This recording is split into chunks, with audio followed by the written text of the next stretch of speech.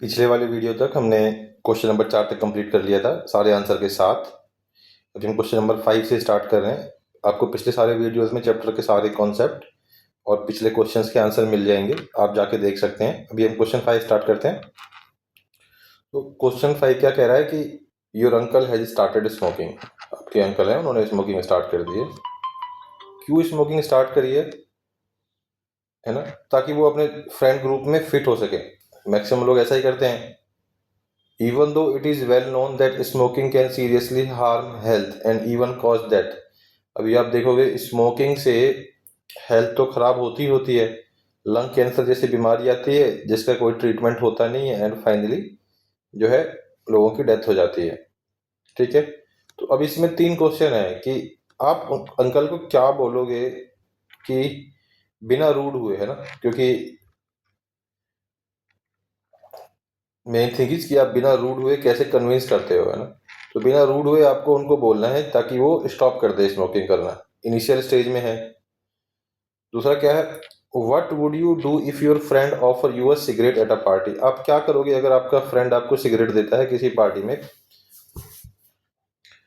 How can schools help prevent student from indulging in such harmful habit. और कैसे school जो है बचा सकते हैं बच्चों को कि बच्चे जो है इन चीज़ों में ना पड़े। ठीक है, तो ये एक बढ़िया सोशल क्वेश्चन है, इसका स्टेप बाय स्टेप आंसर देख लेते हैं एक बार। तो पहले पार्ट का आंसर लिख दिया है। इसमें क्या कह रहा है कि आप सिंपल बोल सकते हो कि I have heard that smoking cause serious disease like asthma and lung cancer which cause death. So as we all care about you too much, request you to stay away from such habit. ऐसा करके आप बोल सकते हो, आप side effect भी बता दोगे और रिक्वेस्ट मोड में भी बता रहे हो। ठीक है, अब सेकंड पार्ट देख लेते हैं। अब दूसरा पार्ट कहता है कि अगर आपका फ्रेंड आपको पार्टी में सिगरेट देता है ना, तो आप क्या करोगे। तो आप उसको पहले तो पोलाइटली डिनाई करो कि नहीं, मतलब this is not good for health, and tell him the long term impact. बताओ कि लॉन्ग टर्म में इसका कैसे इम्पैक्ट होता है, जैसे कि क्या क्या इम्पैक्ट होता है, लाइक एडिक्शन, उसके बाद अस्थमा, और फिर उसके बाद कैंसर। तो ये चीजें हैं। अब कह रहे हैं कि how can school help prevent student from indulging in such harmful habit. तो स्कूल कैसे रोक सकता है। अब स्कूल रोक सकता है, सबसे पहला तो बहुत ही स्ट्रिक्ट रूल सेट करे कि भाई विद इन बाउंड्री, स्कूल के विद इन बाउंड्री ना स्मोकिंग करना है और ना स्मोकिंग रिलेटेड कोई भी आइटम कैरी करना है। दूसरा, रेगुलर काउंसलिंग करनी है बच्चों की और कैंपेन चलाना है स्कूल में, ताकि नॉट ओनली स्मोकिंग बट और भी जो एडिक्टिव हैबिट्स हैं उनसे बच्चों के दिमाग में जो है अवेयरनेस पैदा हो कि इसके कितने सारे लॉस हैं। और उसके बाद रिवॉर्ड करे बच्चों को, जो बच्चे अपने दोस्त को, अपने फैमिली मेंबर को, अपने रिलेटिव को हेल्प करते हैं किस में, स्मोकिंग को रोकने में। फॉर एग्जांपल हम एक सर्टिफिकेट दे सकते हैं, है ना, कुछ रिवॉर्ड मनी दे सकते हैं। दिस विल इनकरेज स्टूडेंट्स, ये आपको स्टूडेंट्स को सबको इनकरेज करेगा कि भाई बच्चे ऐसे चीज़ों को जितने ज़्यादा हो सके सोसाइटी में रोकें, खुद भी ना करें और सोसाइटी में रोकें भी। ये क्वेश्चन बहुत अच्छा था। अब अगला क्वेश्चन देखते हैं। अब अगला क्वेश्चन क्या कह रहा है कि सानिया है, सानिया क्लेम कर रही है, क्या क्लेम कर रही है कि एंटीबायोटिक जो है किसी भी इन्फेक्शन को क्योर कर सकता है, और so we do not need to worry about diseases. इस तो क्या है, अगर एंटीबायोटिक एग्जिस्ट करता है तो हमें किसी डिजीज के बारे में चिंता करने की जरूरत नहीं है। अब ये है कि what question can Vinita ask her to help Sania understand that her statement is incorrect. तो सानिया विनीता से क्या क्वेश्चन पूछ सकती है ताकि सानिया अंडरस्टैंड करे, सॉरी, विनीता क्या क्वेश्चन पूछ सकती है ताकि सानिया को समझ में आए कि जो वो स्टेटमेंट बोल रही है वो गलत है। ठीक है, तो विनीता जो है ये 4 क्वेश्चन पूछ सकती है। पहला कि भाई क्या एंटीबायोटिक वायरल और फ्लू में भी काम करता है, क्या एंटीबायोटिक लाइफस्टाइल डिजीजेस क्योर कर सकता है ना, कब क्या होगा जब हम एंटीबायोटिक जो है लेंगे जब हमें उसकी जरूरत ना हो, और फिर एंटीबायोटिक रेसिस्टेंस क्या होता है ना। तो ये 4 क्वेश्चन पूछ के अगर इसका सामने आंसर लेके आएगी तो उसको अपने अपने आप समझ में आ जाएगा कि जो एंटीबायोटिक है वो वायरल पे काम करता ही नहीं, खाली बैक्टीरियल इन्फेक्शन के लिए होता है। एंटीबायोटिक कोई भी लाइफस्टाइल डिजीज क्योर नहीं कर सकती। और जब हम एंटीबायोटिक लेते हैं, जब उसकी जरूरत नहीं होती, तो हमारी बॉडी के गुड बैक्टीरियाज भी खत्म होते हैं। और कुछ सिनेरियो होते हैं जिसमें एंटीबायोटिक रेसिस्टेंस बॉडी में पैदा हो जाता है और even it can lead to death. इससे इंसान की डेथ भी हो सकती है। ठीक है, अगला क्वेश्चन देखते हैं। अब ये क्वेश्चन नंबर 7, ये भी एक मतलब बड़ा क्वेश्चन है और थोड़ा दिमाग लगाना पड़ेगा इसमें। ये कह रहा है कि टेबल कंटेन इंफॉर्मेशन, टेबल में इंफॉर्मेशन रखी गई है किस चीज की? Dengue cases. एक हॉस्पिटल में एक साल में हर महीने वाइज कितने कितने केस रिपोर्ट हुए हैं ना? तो जनवरी में 10 केस आए, फरवरी में 12, मार्च में 15, अप्रैल में 18, ऐसे करके दिसंबर तक दिया हुआ, दिसंबर में 20 केस आए। तो क्या करना है, एक बार ग्राफ बनाना है। तो मैं पहले आपको समझाऊंगा बार ग्राफ होता क्या है ना? जिसमें वाई एक्सिस में नंबर ऑफ केसेस हो, है ना, और एक्स एक्सिस में मंथ हो। फिर जो ग्राफ बनाया है उसको आप एनालाइज करो, ठीक है, और फिर आंसर क्या करो कि किस, ये जो 4 पार्ट है, इन 4 पार्ट का फिर आप आंसर करो। तो पहले एक बार बार ग्राफ बना लेते हैं मंथ वाइज, फिर इसका आंसर करते हैं। ठीक है, तो सबसे पहले तो ये समझो कि बार ग्राफ होता क्या है। बार ग्राफ होता है कि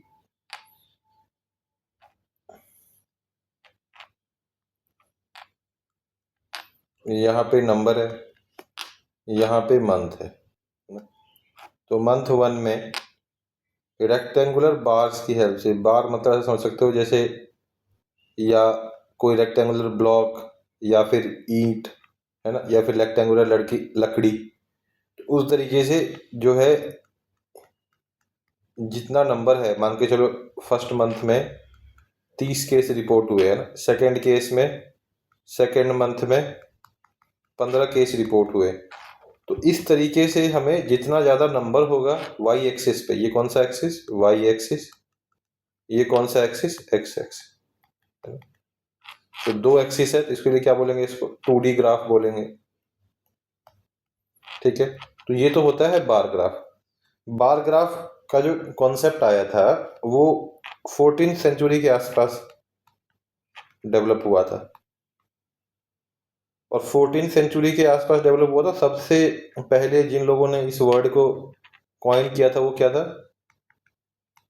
निकोले ऑस्म, है ना। और फिर उसके बाद आप देखोगे जोसेफ प्रिस्ली ने 18th सेंचुरी में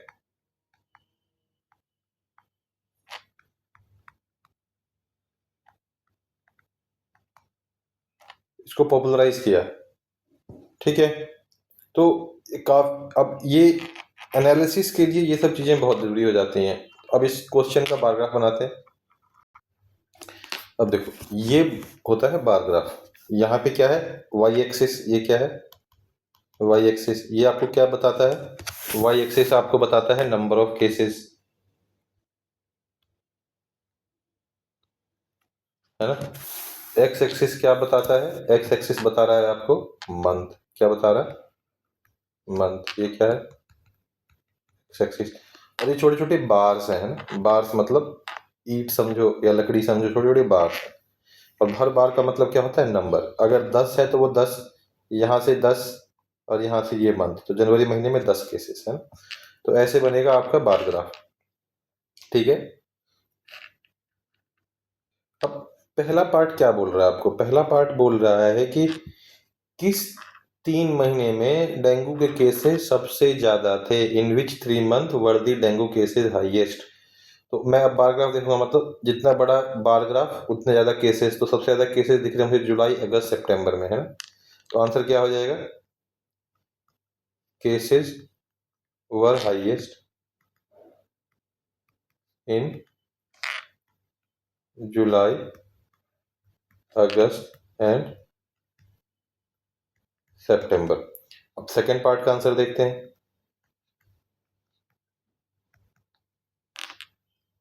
अब दूसरा पार्ट कह रहा है कि किस महीने में केसेस जो हैं वो सबसे कम थे। अब जब ये ग्राफ देख रहे हो तो आपको समझ में आएगा सबसे कम किस में है। जनवरी महीने में कितना केसेस है? 10। तो क्या हो जाएगा? केसेस वर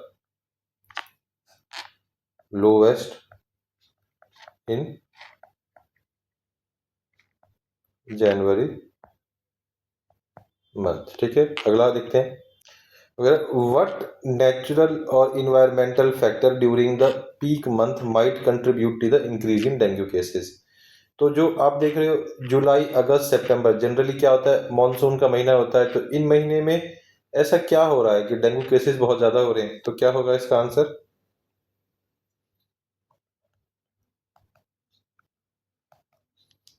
ड्यू टू, अब ये महीना है जिस महीने में क्या हो रहा होगा, बारिश हो रही होगी। तो बारिश हो रही होगी तो वाटर लॉगिंग हो रहा होगा, जहां पानी जमा होगा वहां डेंगू मच्छर पैदा होंगे। तो इसीलिए केसेस क्या थे, ज्यादा थे इस महीने में। अगला पार्ट देखते हैं। पार्ट कह रहे कुछ प्रिवेंटिव स्टेप्स बताओ दैट द कम्युनिटी और government can take before the peak season to reduce the spread of dengue. अब ऐसे कुछ केसेस बताओ, है ना, जो पीक सीजन में डेंगू से बचने के लिए यूज किया जा सकता है। तो दो मेन जो आप कर सकते हो वो क्या कर सकते हो? सबसे पहले तो आसपास देखो कहीं भी वाटर लॉगिंग नहीं होना चाहिए। छोटे बर्तन से लेके आसपास बड़े गड्ढे, कूलर, है ना, जो चिड़िया को पानी देते हो, कहीं भी वाटर लॉगिंग नहीं होना चाहिए 2 या 3 दिन से ज़्यादा। उसके बाद क्या है, जहाँ वाटर लॉगिंग है आप कुछ कर नहीं सकते वहाँ पे क्या करो, मॉस्किटो किलर जो है स्प्रे करवाओ, है ना, या फिर ऑयल डाल दो। ऑयल से क्या होगा, पानी के ऊपर लेयर बन जाएगा, अंदर ऑक्सीजन जाएगा नहीं, मॉस्किटो एंड उनके बच्चे जो है वो खत्म हो जाएंगे वहां पे। ठीक है। और तीसरा क्या कर सकते हो, यूज प्रोटेक्टिंग एयर, है ना, protecting air like mosquito net, mosquito net, है ना, मॉस्क्यूटो नेट के बाद Odomos repellent and wear full sleeve clothes. तो अब लास्ट में जो है, जो सबसे बेस्ट आपके लिए है, जो सबको करना ही चाहिए, वो क्या है, मॉस्किटो नेट यूज करो, ओडोमॉस वगैरह यूज करो, रिपेलेंट यूज करो और फुल स्लीव क्लोथ्स पहनो आप। ठीक है। हाँ, तो ये तो आपने इस वीडियो में मैंने आपको दिखा दिया है क्वेश्चन बाय क्वेश्चन सॉल्व करके, और इतना डिटेल्ड आपको कहीं जल्दी मिलेगा भी नहीं। So thank you for watching this complete video. आप लाइक एंड सब्सक्राइब करें एक बार वीडियो क्लोज करने से पहले। और अगर आप हमें फर्दर सपोर्ट करना चाहते हो तो you can support us bye paying on this mentioned UPI. ये जो यूपीआई दिया हुआ है इस पे आप हमें पे कर सकते हो।